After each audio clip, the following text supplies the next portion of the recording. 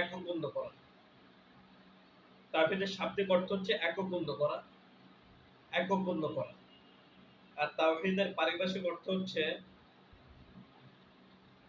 আল্লাহ পাকের সৃষ্টি, মালিকানা, পরিচালনা, নাম ও গুণাবলী এবং ইবাদতের ক্ষেত্রে এই ৫ টি বিষয়ে আল্লাহকে একক গণ্য করার নামই হচ্ছে তাওহীদ। ৫ টি বিষয় কি, কি বললাম আপনারা মুখস্থ করে দেবেন।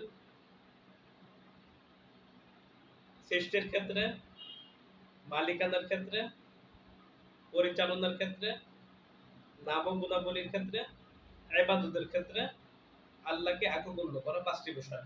সৃষ্টি, মালিকানা, পরিচালনা, নাম ও গুণাবলী, ইবাদত। এই ৫ টি বিষয়ে আল্লাহকে একক গণ্য করা।